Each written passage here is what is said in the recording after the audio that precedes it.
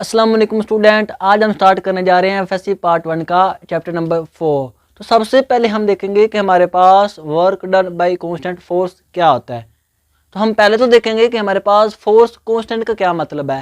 Then हम work को देखेंगे कि हम वर्क को हमेशा एफ डी कोज एंगल ही क्यों लिख सकते हैं। क्यों हम इसको कोज एंगल में लिखते हैं, साइन में क्यों नहीं लिख सकते। क्या वजह थी कि हमने इसको साइन में नहीं लिखा। और हमने फोर्स और डिस्प्लेसमेंट को मल्टीप्लाई किया, हम उसको डिवाइड भी तो कर सकते थे ना। और हम इसको कैसे निकाल सकते हैं और इसके हम इम्पोर्टेंट केस भी देखेंगे। आपको फील आ जाएगा कि वर्क हमारे पास असल में है क्या। तो मेरा नाम जाहिद इमरान और आपका चैनल फिजिक्स एकेडमी। तो चलें शुरू करते हैं हम वर्क से। तो स्टूडेंट सबसे पहले तो हम देखते हैं कि कांस्टेंट फोर्स का क्या मतलब है। तो स्टूडेंट कांस्टेंट फोर्स का ये मतलब कि फोर्स हमारे पास क्या है, एक वेक्टर क्वांटिटी है और वेक्टर की मैग्नीट्यूड भी होती है और साथ में उसकी डायरेक्शन भी होती है। तो कांस्टेंट फोर्स का ये मतलब कि हमारे पास उसकी मैग्नीट्यूड भी कांस्टेंट हो, साथ साथ उसकी डायरेक्शन भी कांस्टेंट हो। उसकी डायरेक्शन भी थ्रू आउट द जितनी देर में हमने फोर्स लगाई उस सारी देर में उस फोर्स की डायरेक्शन भी कांस्टेंट हो, उसकी मैग्नीट्यूड भी कांस्टेंट हो, तो उस फोर्स को हम कांस्टेंट फोर्स का नाम देते हैं। अब अगली बात यह है कि हमने वर्क डन निकालना है इस कांस्टेंट फोर्स की वजह से। अब हम देखते हैं कि वर्क क्या है। कांस्टेंट फोर्स को तो हमने डिफाइन कर लिया। तो स्टूडेंट वर्क डेली लाइफ में तो हर बंदा काम कर रहा है, हर बंदा कोई ना कोई काम कर रहा है और डेली लाइफ में जो वर्क की डेफिनेशन है, जो उसकी पहचान है वो अलग है। लेकिन जैसे ही हम फिजिक्स में कदम रखते हैं तो वर्क हमारे पास कुछ इसकी और पहचान होती है, इसकी और डेफिनेशन बन जाती है। तो फिजिक्स के मुताबिक वर्क उसी वक्त होगा जब हम किसी ऑब्जेक्ट के ऊपर फोर्स लगाएं और ये वाला ऑब्जेक्ट इस फोर्स की डायरेक्शन में कुछ ना कुछ डिस्प्लेसमेंट कवर करें। देन फिजिक्स कहती है कि वर्क हो गया है। स्टूडेंट क्या दोबारा सुन लें, डेली लाइफ में और जो हमारे पास फिजिक्स का वर्क है इसमें फ़र्क है। मैं आपको बताऊंगा एग्जांपल से कि क्या क्या इसमें फ़र्क है। फिजिक्स ये कहती है कि हमारे पास जब किसी ऑब्जेक्ट के ऊपर कोई फोर्स लगे और ये वाला ऑब्जेक्ट इस फोर्स की डायरेक्शन में कुछ डिस्प्लेसमेंट कवर करे, कुछ डिस्प्लेसमेंट में मूव करे, देन फिजिक्स कहती है कि वर्क हो गया है। अब इस ऑब्जेक्ट ने वर्क किया है। तो इतनी छोटी सी इंफॉर्मेशन से हमें क्या पता चला कि जब किसी ऑब्जेक्ट के ऊपर फोर्स लगे तो वो वाला ऑब्जेक्ट फोर्स की डायरेक्शन में कुछ डिस्प्लेसमेंट को कवर करे। ये तीन बातें हमें वर्क के लिए ज़रूरी हैं। जब बात करें फिजिक्स में वर्क की, इन तीन बातों का होना ज़रूरी है। अब हम इस तीन बातों से ही इस वर्क को लिखते हैं, इसको समझते हैं। तो इसका फार्मूला बताते हैं। तो वर्क क्या हो गया, फोर्स जब किसी ऑब्जेक्ट के ऊपर लगे और उस ऑब्जेक्ट में उसी डायरेक्शन में हमारे पास डिस्प्लेसमेंट हो तो हम कहते हैं कि ये हमारे पास आ गया वर्क। अब अगली बात ये स्टूडेंट, अगली बात इंपॉर्टेंट बात आ गई डायरेक्शन की। डायरेक्शन बहुत ही इंपॉर्टेंट बात है स्टूडेंट वर्क के लिए फिजिक्स में। फिजिक्स कहती है कि वर्क उसी वक्त होगा जब बॉडी फोर्स की डायरेक्शन में ही मूव करे। तो इस डायरेक्शन को बताने के लिए हमारे पास आया कोज एंगल। जब हम कोज एंगल को लिखेंगे तो ये डॉट खत्म हो जाएगा और ये वेक्टर भी खत्म हो जाएंगे और साथ में ऐसे ये मैग्नीट्यूड होती है। जब भी हम इसको लिखते हैं कोज की फॉर्म में तो ये मैग्नीट्यूड की फॉर्म में आता है। अब आपका क्वेश्चन होगा कि हमने इसको कोज ही क्यों लिखा, साइन भी तो लिख लेते थे। वर्क ही बताना था, डायरेक्शन ही बतानी थी, तो साइन भी तो डायरेक्शन ही बता रहा है, क्यों हमने कोज को लिखा। तो स्टूडेंट पहली बात तो ये कि कोज क्यों आया, हमने डॉट प्रोडक्ट को खत्म किया। अब अगली बात ये कि कोज का फिजिकल मीनिंग हम समझते हैं, देन हमें समझ आएगी कि फिजिक्स में हमने वर्क के साथ कोज क्यों लिखा। तो स्टूडेंट हम दूसरे चैप्टर में डिटेल से इसको बहुत अच्छे तरीके से कवर किया था कि कोज उसी वक्त आता है जब डॉट प्रोडक्ट उसी वक्त आता है जब एक वेक्टर का इफेक्ट दूसरे वेक्टर की डायरेक्शन में देखना हो। स्टूडेंट ये याद रखना, कोज एंगल उसी वक्त आता है किसी भी क्वांटिटी के साथ। जब भी कोज है तो आपने माइंड में ये बात फौरन ले आनी है कि कोज उसी वक्त आता है जब हम एक वेक्टर का इफेक्ट दूसरे वेक्टर की डायरेक्शन में देखें। एक वेक्टर का इफेक्ट दूसरे वेक्टर की डायरेक्शन में देखें तो उस डायरेक्शन को बताने के लिए आता है वो हमारे पास आता है कोज एंगल। ये इसका फिजिकल मीनिंग होता है। इसको हम अब समझते हैं कि हमारे पास एफ डी कोज एंगल क्यों आया। अगर तो हमारे पास फोर्स और डिस्प्लेसमेंट एक ही डायरेक्शन में हो, इनके दरमियान एंगल स्टूडेंट क्या होगा 0 और कोस 0 क्या होता है हमारे पास 1 और वर्क मैक्सिमम होगा। वर्क हमारे पास क्या होगा मैक्सिमम होगा और इसकी वैल्यू मैक्सिमम होगी और इसलिए हम इसको एफ डी लिखते हैं क्योंकि वर्क इनका प्रोडक्ट होता है। डिवाइड इसलिए नहीं करते क्योंकि जब भी फोर्स बढ़ती है तो वर्क बढ़ता है, जब भी डिस्प्लेसमेंट बढ़ता है तो साथ साथ वर्क बढ़ता है। अगर आप भागना स्टार्ट करें, जितना आप ज़्यादा भागेंगे उतनी ज़्यादा आपकी एनर्जी कंज्यूम होगी, उतना ज़्यादा आपने डिस्प्लेसमेंट कवर किया, इसीलिए हम इसको प्रोडक्ट की फॉर्म में लिखते हैं। अब आती है बात इस कोज एंगल की। अगर तो एंगल 0, ये तो सिंपली सी बात थी कि वर्क मैक्सिमम, कोज 0 1। अब बात इस कोज एंगल की करते हैं कि इस कोज एंगल का क्या फिजिकल मीनिंग है। स्टूडेंट अगर हमारे पास ये इस डायरेक्शन में ये ऑब्जेक्ट पड़ा हुआ है, ऐसे ऐसे ये एक ऑब्जेक्ट पड़ा हुआ है, ऐसे हमने इसको ऐसे फोर्स लगाई इस डायरेक्शन में, एक्स डायरेक्शन में, ऐसे हमने इसको हिट किया और ये जो ऑब्जेक्ट है ये फोर्स की डायरेक्शन में मूव करने की बजाय ऐसे मूव करना स्टार्ट कर दिया। जैसे हम स्नोकर खेलते हैं तो कभी कभी देखते हैं कि बॉल बिल्कुल सीधी जाती है और कभी कभी वो और डायरेक्शन में मूव करना स्टार्ट कर देती है फोर्स की डायरेक्शन के अलावा। हमने इस ऑब्जेक्ट के ऊपर ऐसे फोर्स लगाई लेकिन ये ऑब्जेक्ट साहब इधर की तरफ मूव करना स्टार्ट कर दिया, डिस्प्लेसमेंट हमने ये ले लिया। अब इसने इस फोर्स के साथ कुछ ना कुछ एंगल बना लिया।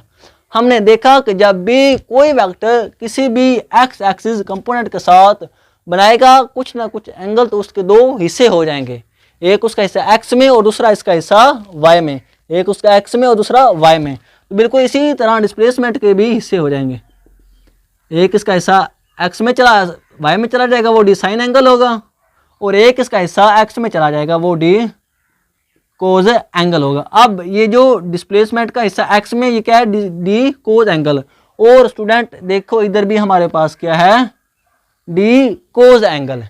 ये होता है असल मीनिंग कि हम वर्क को एफ डी कोज एंगल क्यों लिखते हैं, क्योंकि हमने शुरू में बात की कि फिजिक्स में वर्क उसी वक्त होगा जब किसी ऑब्जेक्ट के ऊपर फोर्स लगे और ये ऑब्जेक्ट इस फोर्स की डायरेक्शन में मूव करे, इस फोर्स की डायरेक्शन में ये मूव करे, जो इस फोर्स की डायरेक्शन में इसका डिस्प्लेसमेंट होगा हम वो काउंट करेंगे, उसी वक्त वर्क होगा। अगर तो दोनों सेम केसेस में तो एंगल 0, लेकिन हमारे पास अगर सेम डायरेक्शन में ना हो तो उस वक्त हम ये भी डिस्प्लेसमेंट है, ये नहीं कि ये कोई और चीज़ आ गई, ये बस ये भी डिस्प्लेसमेंट है लेकिन डिस्प्लेसमेंट का हिस्सा है एक्स डायरेक्शन में।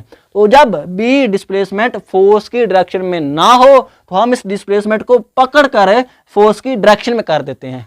हमने इस डिस्प्लेसमेंट के वेक्टर को पकड़ा और इसका हिस्सा फोर्स की डायरेक्शन में लिख दिया और फिर इसको एफ के साथ मल्टीपल किया तो हमारे पास क्या आया वर्क। ये असल मीनिंग होता है एफ डी कोज एंगल का।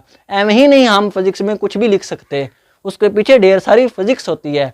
ये उसके पीछे मेन रीजन थी कि जब भी फोर्स और डिस्प्लेसमेंट एक डायरेक्शन में ना हो तो हम एक एक कंपोनेंट को पकड़कर दूसरे की डायरेक्शन में कर देते हैं।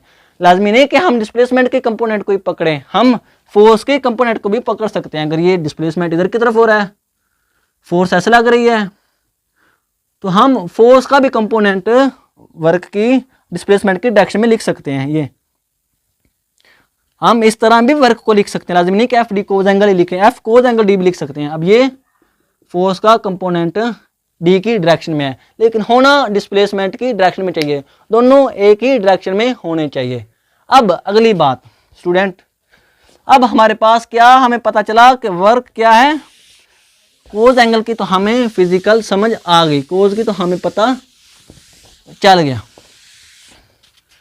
वर्क क्या आ गया एफ डी कोज एंगल। अब यहां से हम बनाते हैं वर्क का यूनिट। तो वर्क फोर्स का यूनिट होता है न्यूटन और ये डिस्प्लेसमेंट का मीटर, तो वर्क का यूनिट क्या हो गया न्यूटन मीटर, जो को इक्वल होता है जूल के। अब हम इसकी डिमेंशन को देखते हैं। तो न्यूटन हमारे पास फोर्स है, वो होती है एम ए, और ये हमारे पास किलोग्राम, और ये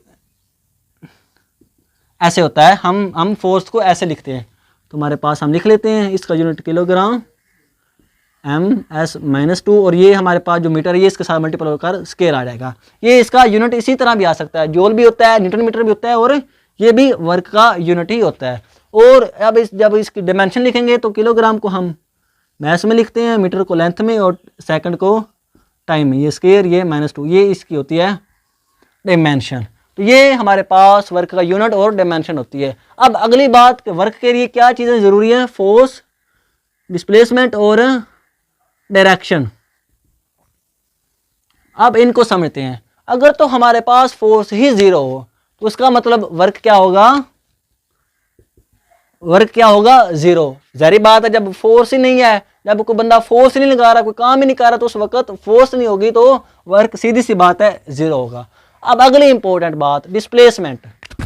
अगर स्टूडेंट हमारे पास डिस्प्लेसमेंट जीरो हुआ तो वर्क उसी वक्त भी जीरो होगा, वर्क उस वक्त भी जीरो होगा जब डिस्प्लेसमेंट जीरो होगा। सपोज करो ऐसे ये दीवार है और मैंने दीवार को गिराना, मुझे ये कहा कि दीवार को गिराओ। अब मैं सारा दिन ऐसे इसको ऐसे धक्का मार रहा हूँ, लेकिन दीवार उधर की उधर खड़ी है, उसने कुछ भी डिस्प्लेसमेंट नहीं कवर किया।